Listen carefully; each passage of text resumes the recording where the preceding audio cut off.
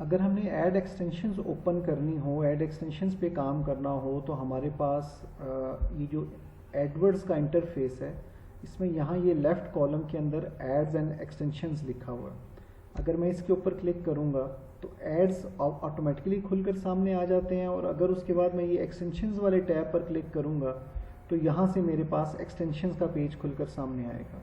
जब आप एक्सटेंशंस पे काम कर रहे हों और फ़र्ज़ करें कि वो आपको एरर दे रहा हो या सेव ना करने दे रहा हो, आपको कंटिन्यू ना करने दे रहा हो, तो याद रखिएगा कि आपने कोई एक कैंपेन ओपन करनी है, सर्च कैंपेन, उसका कोई ऐड ग्रुप ओपन करना है, और वहाँ से आपने ये एड्स एंड एक्सटेंशन पे जाके तो एक्सटेंशन ओपन कर लेना। ये बेसिकली वो एक्सटेंशन या ऐड बनाते हुए भी अगर ऑप्शन है तो वहाँ पर भी सिलेक्शन हो जाती है, पर आई थिंक ये ज़्यादा कंफर्टेबल वे होता है कि आप वहाँ से पहले चीज़ों को सिलेक्ट करते हो। ये प्लस का बटन है, यहाँ से प्लस करके आप ये सारी ऐड एक्सटेंशन जो है ये आप यूज़ कर सकते हैं, ठीक है। साथ में ये आपके पास वो जो प्रीव्यू टूल है वो भी मैंने ओपन किया हुआ है, इसके अंदर भी नीचे आपको यहाँ पर एक्सटेंशंस नज़र आ रही हैं।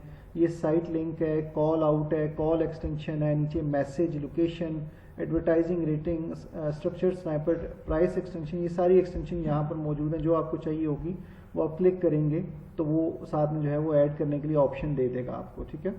तो ऐड एक्सटेंशन से क्या मुराद है, जैसे कि नाम बताता है कि ऐड एक्सटेंशंस के ऐड के अंदर आपने एक्सटेंशन यानी ऐड को एक्सटेंड करना है, बढ़ाना है, ठीक है।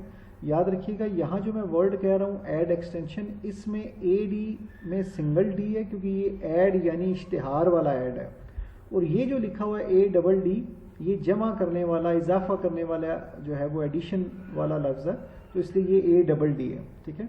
सबसे सिंपल मेरे ख्याल से कॉल एक्सटेंशन होती है, ठीक है। आपने जिस वेबसाइट के लिए इश्तिहार बना रहे हैं, आप फ़र्ज़ करें आप अगर कैंट होम सर्विसेज के लिए बना रहे हैं, ठीक है, तो आपने क्या करना है कि चाहे एडवर्ड्स में आप काम कर रहे हो, चाहे जो है वो आप प्रीव्यू टूल में काम कर रहे हो, यहाँ से आप प्लस करके जब कॉल एक्सटेंशन सेलेक्ट करेंगे तो ये ऑप्शन आपके पास सामने आ जाएगी। ये वो ऐड ग्रुप ऑलरेडी क्योंकि मैंने ओपन किया हुआ था तो इसलिए डायरेक्ट उसने वही सिलेक्ट किया, वरना यहाँ पर आपको सिलेक्शन मेरे ख्याल से करनी पड़ती।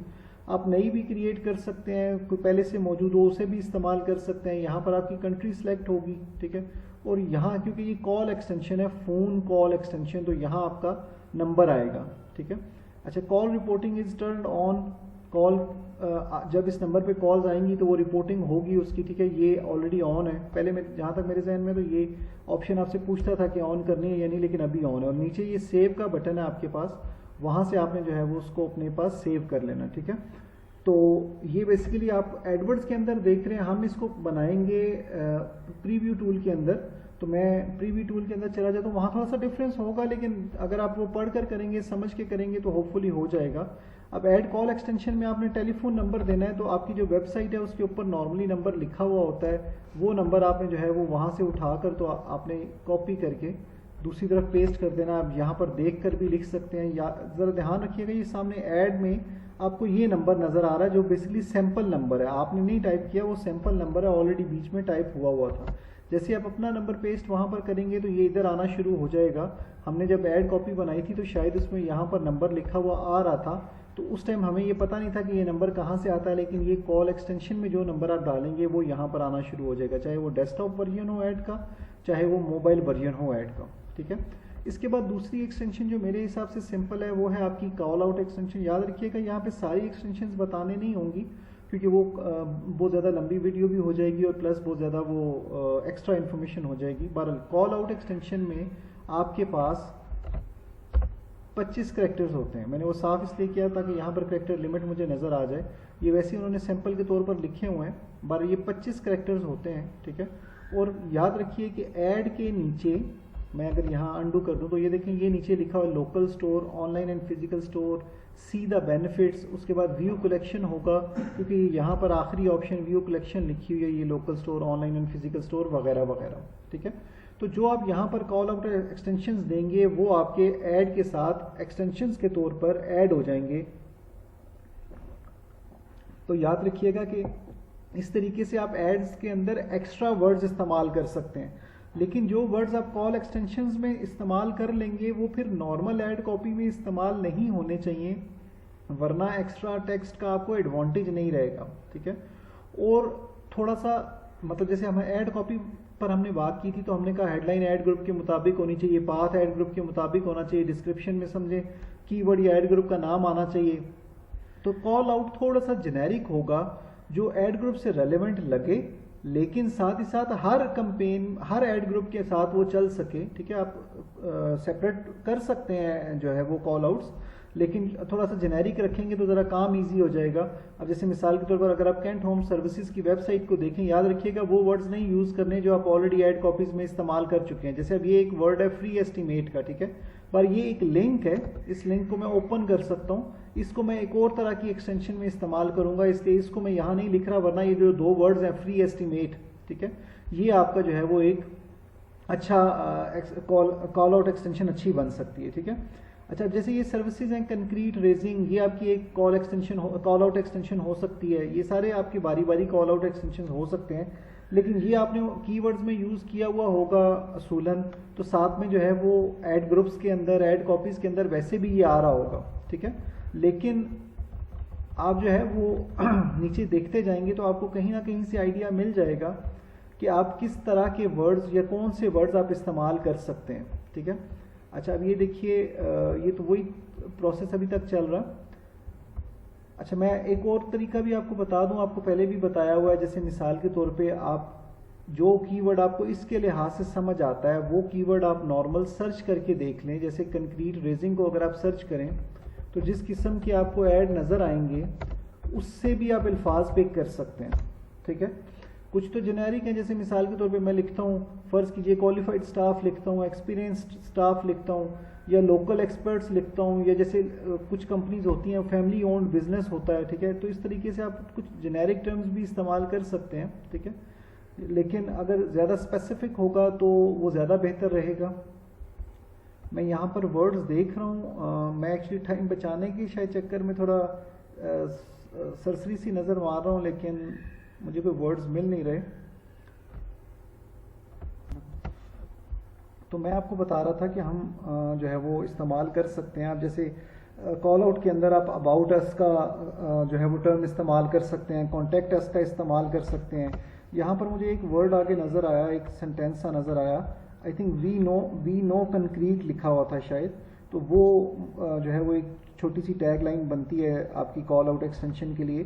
पर जिस तरीके से ऐड कॉपी के अंदर आप अपनी मर्ज़ी के अल्फाज इस्तेमाल कर सकते हैं, वैसे यहाँ पर भी जो है वो आप अपनी मर्ज़ी के इस्तेमाल कर सकते हैं अल्फाज।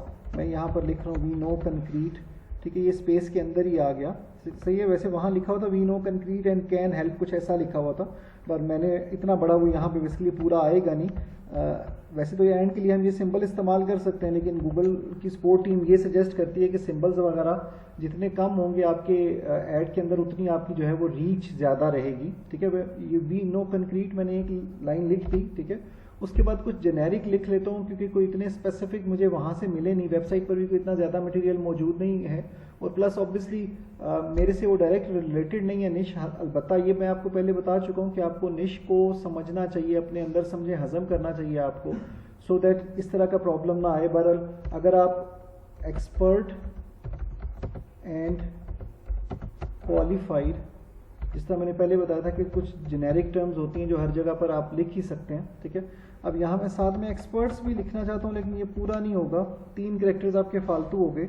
ठीक है, तो आप यहाँ पर एक्सपर्ट एंड क्वालिफाइड एक्सपर्ट्स की जगह सिर्फ एक्सपर्ट्स तो हो नहीं सकता, क्वालिफाइड एक्सपर्ट्स, क्वालिफाइड टीम लिख देते हैं हम, क्वालिफाइड टीम।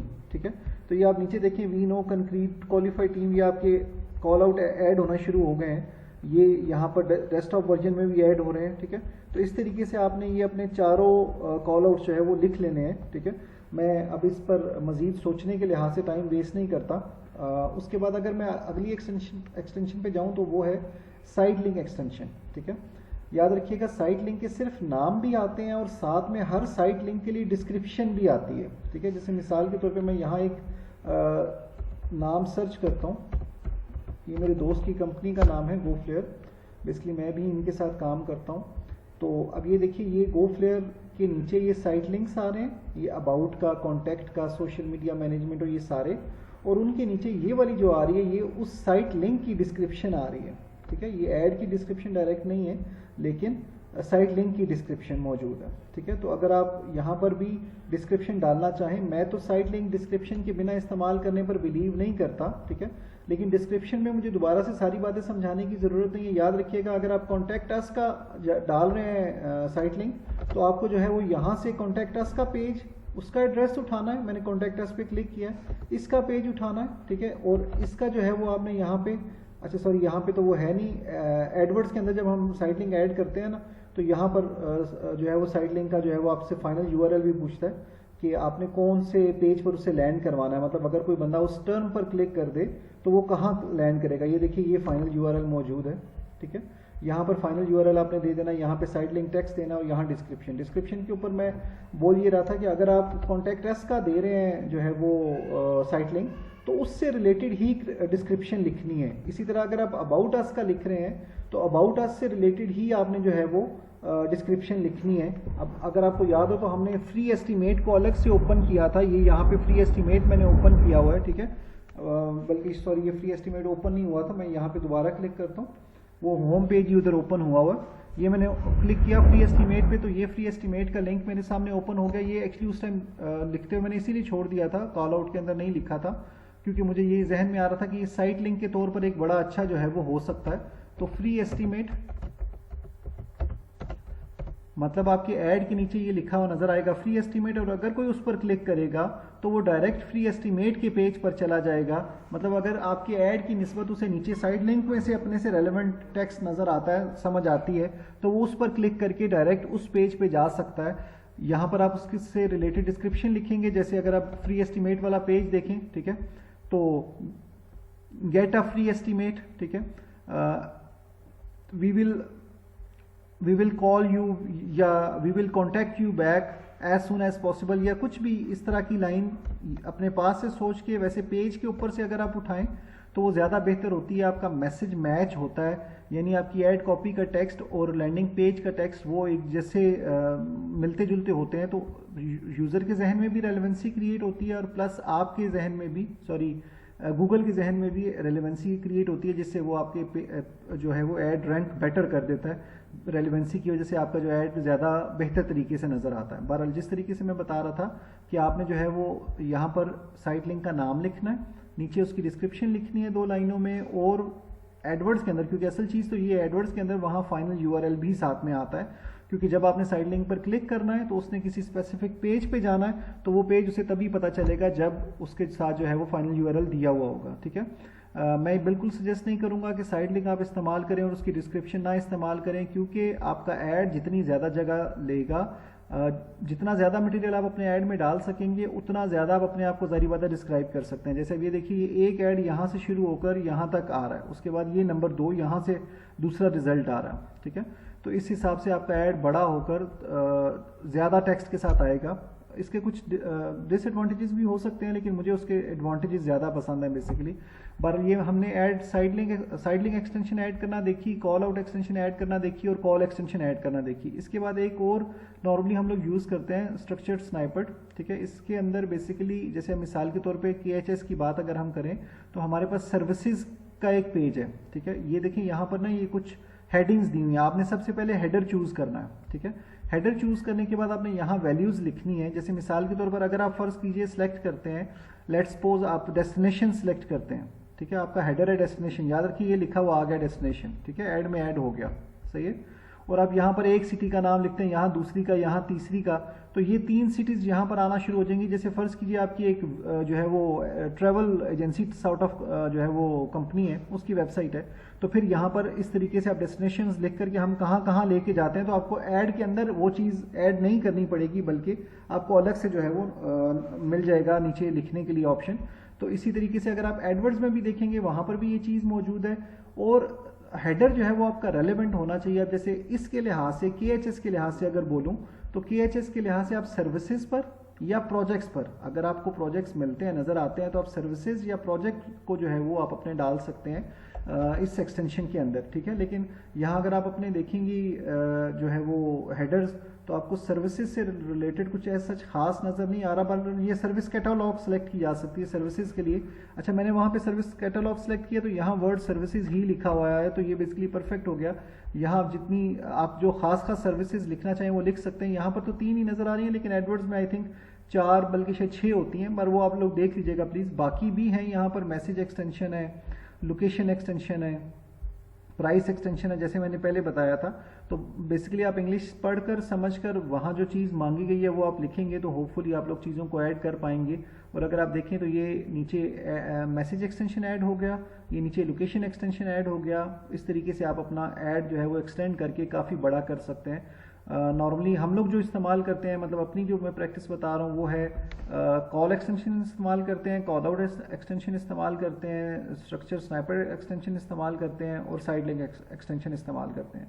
कुछ केसेस में लोकेशन एक्सटेंशन भी इस्तेमाल होती है, और बाकी तो मेरे ख्याल से हम लोगों ने शायद नहीं इस्तेमाल की। लेकिन इसका मतलब ये नहीं है कि हम वो यूज़ नहीं कर सकते। ऑब्वियसली एक्सटेंशंस मौजूद हैं तो वो इस्तेमाल करने के लिए ही हैं। ये डिपेंड करता है उस प्रोजेक्ट पे जो आपके पास आएगा उससे रिलेटेड कि आपको जो है वो क्या चीज़ इस्तेमाल कर सकते हैं या क्या चीज़ इस्तेमाल करनी चाहिए, ठीक है।